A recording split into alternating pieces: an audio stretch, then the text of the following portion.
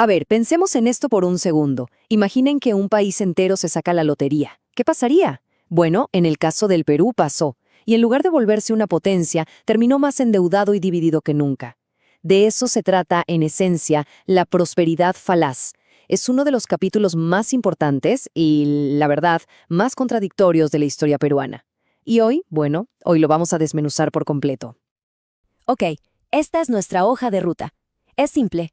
Primero, ¿qué diablos fue esa prosperidad falaz? Segundo, vamos a seguirle el rastro a la plata, de dónde salió y cómo se manejó. Tercero, el gran despilfarro, o sea, ¿en qué se fue toda esa fortuna? Cuarto, el choque de las élites, una pelea de ideas muy interesante. Y al final, lo que muchos esperan, los puntos clave, los trucos para que este tema quede clarísimo. Listo, empecemos con la sección 1. Y sí, vamos al origen de todo. El Perú, de la noche a la mañana, se encontró con un boleto de lotería ganador en sus propias costas. Literalmente. El premio era el guano. Pero ya saben cómo son esas historias de los que se ganan la lotería, ¿no? Muchas veces no terminan como uno espera. Y el nombre, prosperidad falaz, no es casualidad, se lo debemos al gran historiador Jorge Basadre. Y la verdad es que le dio en el clavo. Es un término perfecto. ¿Por qué falaz? Porque era una ilusión. O sea, sí, entraba dinero a raudales. Una locura. Pero era como construir un palacio de oro sobre cimientos de barro. Por fuera brillaba, pero por dentro no había nada sólido. No era un desarrollo de verdad. Entonces, ¿de qué hablamos cuando hablamos de este boleto de lotería? Pues de algo que suena bastante poco glamuroso. Guano. Así es, excremento de aves marinas acumulado por siglos en las islas. Pero ojo, para la Europa de la época, en plena revolución agrícola, esto era oro molido, un fertilizante súper potente. El Perú estaba literalmente sentado sobre una montaña de dinero que no requería casi ningún esfuerzo para sacar. Esta época fue como una moneda con dos caras, totalmente opuestas. Por un lado, lo bueno, una cantidad de ingresos que el Estado peruano jamás había soñado, y, por fin, un poco de estabilidad política después de tantas guerras. Pero, por el otro lado, nació una nueva élite superpoderosa, la corrupción se disparó a niveles increíbles, y encima se trajo a inmigrantes, los culíes chinos, para trabajar en condiciones que eran, francamente, inhumanas. Una era de luces y sombras muy, muy marcadas. Bien, vamos a la segunda parte. Ya sabemos que era el guano, pero ahora viene lo interesante. ¿Cómo se convirtió todo ese recurso en billetes? ¿Cómo se organizó el negocio? Y sobre todo, ¿quién fue el cerebro detrás de la operación? A ver, el Estado no supo bien qué hacer al principio. Fue como un proceso de prueba y error. Primero, lo más simple. Oye, te alquilo las islas y tú te encargas. Eso fue el arrendamiento a un solo tipo, Francisco Quirós. No funcionó muy bien. Luego vino la idea clave, la que marcó todo, las consignaciones. Y ya al final, cuando el sistema estaba agotado, se lo entregaron todo a una sola empresa con el famoso contrato Dreyfus, un monopolio total. Ok, de esos tres sistemas, tenemos que ponerle el ojo al de las consignaciones. Este es el que define la época. ¿En qué consistía? Muy fácil. El Estado no se quería complicar la vida. Le decía a un grupo de empresarios, los consignatarios, tomen el guano, véndanlo en Europa y me dan mi parte. Ustedes se quedan con una comisión. Y claro, esos consignatarios se hicieron asquerosamente ricos. Nació una nueva élite, una oligarquía que no debía su poder a las haciendas, sino al guano. Y en medio de todo esto aparece la figura política del momento, Ramón Castilla. En su primer gobierno, él es quien pone orden en la casa. A ver, ¿qué hizo?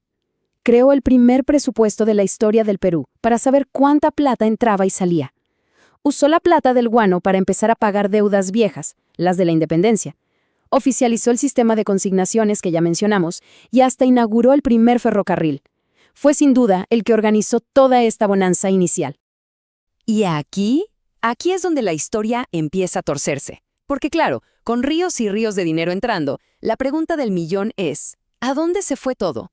¿En qué se gastó? Y les adelanto algo, la respuesta es de no creer. Exacto. Esta es la pregunta clave de todo el tema. Si el Perú estaba nadando en dinero, ¿por qué al final todo salió tan mal? ¿Por qué le llamamos falaz? ¿Qué falló para que esa riqueza no se transformara en un país moderno y desarrollado? La respuesta, como casi siempre, está en los números. Miren este gráfico. A ver, un 20% se fue en pagar deudas. Eso está bien, era necesario. Otro 20% en construir ferrocarriles, que, bueno, es una inversión, aunque muchos de esos trenes no iban a ninguna parte importante. Pero miren la tajada más grande del pastel, la que se come a todas las demás. Ahí está la clave de todo, la burocracia. 54%. Es que hay que decirlo despacio para entenderlo. Más de la mitad de toda la plata del guano se fue en pagar sueldos, en agrandar el Estado, en contratar más y más gente, sobre todo militares. No se fue a construir fábricas, no se fue a crear colegios, no invirtió en tecnología para el futuro, no. Se fue en pagar planillas. Increíble. Y las consecuencias de esto a largo plazo fueron terribles. ¿Qué pasó? Primero, se creó un Estado gordo y perezoso que vivía de la renta del guano en lugar de fomentar una economía real. Segundo, todo el poder se concentró en Lima, dejando al resto del país abandonado. Tercero, nos volvimos súper dependientes de un solo producto y de un solo cliente, Inglaterra. Un peligro. Y quizás lo peor de todo, esta riqueza inmensa solo benefició a un grupito, a una élite. La gran mayoría de peruanos, sobre todo la población indígena, no vio ni un sol de esa bonanza. Ok, pero con tanta plata en juego, era obvio que iban a surgir peleas. Y no solo peleas por el dinero, sino también por las ideas. Esto nos lleva a la sección 4, el gran duelo de las élites. ¿Quién debía gobernar el país? Y aquí tenemos la pelea del siglo, resumida para que quede clarísima. En una esquina, los liberales eran los nuevos ricos, los consignatarios del guano, los comerciantes. Su lema era soberanía del pueblo. En la otra esquina, los conservadores, la élite de toda la vida, los dueños de las haciendas, la iglesia. Su lema era soberanía de la inteligencia. Dos bandos, dos ideas, pero, como veremos, no eran tan distintos en el fondo. Para que se entienda bien lo que pensaban los conservadores, hay que analizar esa frase, soberanía de la inteligencia. ¿Qué quería decir su líder, Bartolomé Herrera, con eso? Pues para decirlo sin pelos en la lengua, quería decir que solo debían gobernar los inteligentes. O sea, ellos, la élite educada, la gente con plata. Y que los indios sin educación, como decían, no tenían por qué meterse en política. Era una idea totalmente excluyente y sí, racista.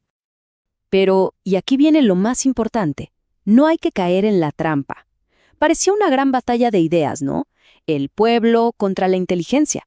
Pero la verdad es que ambos grupos eran élites.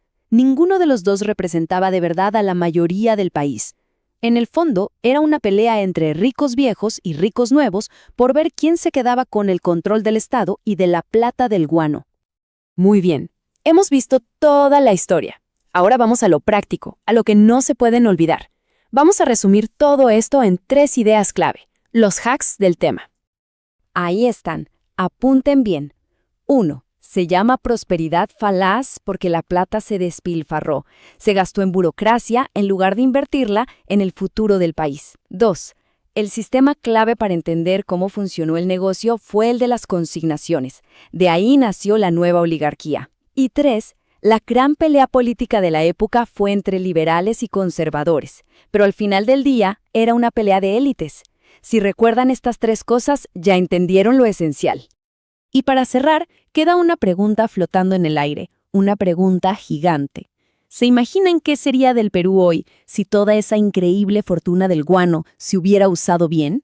Si se hubiera invertido en educación para todos, en crear industrias, en construir un país de verdad? Esa es la gran lección y la gran herida que nos dejó la prosperidad falaz. Una historia que, la verdad, todavía nos enseña mucho sobre el presente. Mentora Academias, tu futuro empieza aquí.